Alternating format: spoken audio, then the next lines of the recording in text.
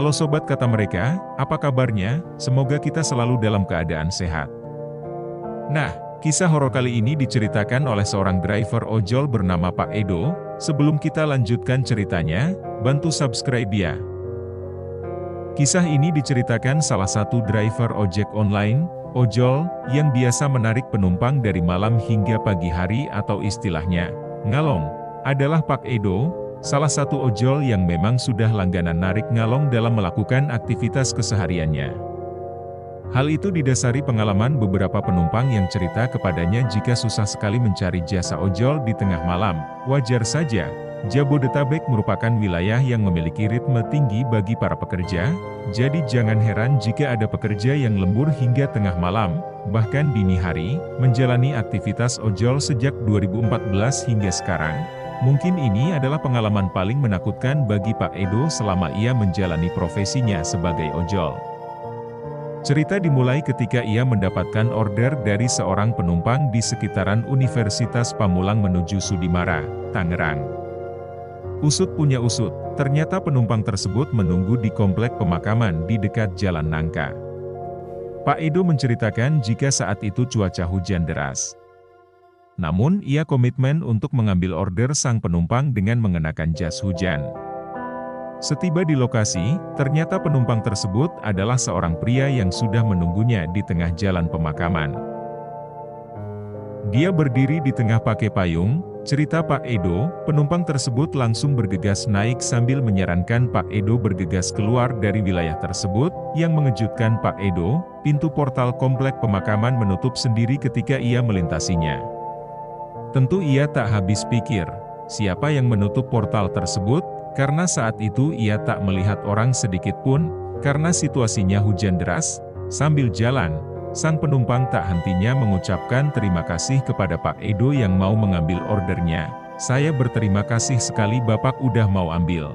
Sudah 5 kali order saya ditolak dengan berbagai macam alasan, cerita Pak Edo menirukan pengakuan sang penumpang. Sang penumpang pun bercerita bahwa ia ditinggal di komplek pemakaman tersebut oleh temannya, karena yakin bisa mendapatkan ojol.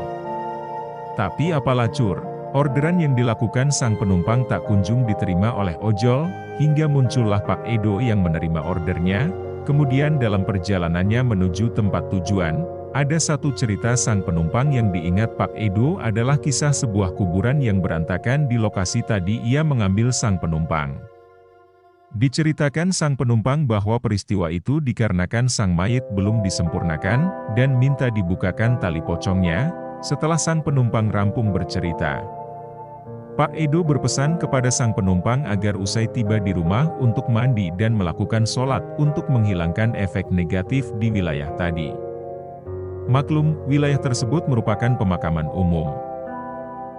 Nanti sampai rumah Bapak wudhu dan sholat, pesan Pak Edo pada sang penumpang. Usai sampai di lokasi, sang penumpang memberikan uang yang berlebih dari nilai ordernya.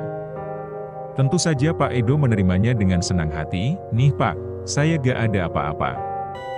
Bapak bisa makan, bisa ngopi, dan bisa bawa buat keluarga, ucap sang penumpang. Terima kasih ya Pak, Bapak sudah bawa saya. Saya akan melapor ke Gojek besok supaya Bapak dijaga jangan sampai Bapak dipecat oleh Gojek, tambahnya. Singkat cerita, usai menerima uang dari penumpang tadi, keterkejutan Pak Edo ditambah bahwa ia menemukan tali pocong di jok belakang motornya. Nggak tahu itu penumpang saya orang yang ngebuka talinya, terus ditaruh di motor saya. Cuman ya nanti akan saya kubur, bukannya kenapa, karena apa, ini kembali ke tanah, karena ini ada yang punya. Mudah-mudahan saya bisa ngaji sedikit, doa sedikit, lah, tandasnya. Di akhir cerita, Edo mengungkap bahwa para ojol yang kerap ngalong memang tak sekali dua kali mendapatkan penumpang-penumpang yang unik. Tapi meski begitu, ia pun tak pernah kapok untuk ojol ngalong hingga saat ini. Hanya orang lintas malam itu yang punya banyak cerita, pungkasnya. Nah, itulah tadi kisah dari Pak Edo yang mendapatkan penumpang pocong.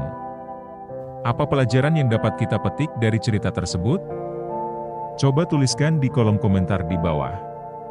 Sampai jumpa di video selanjutnya.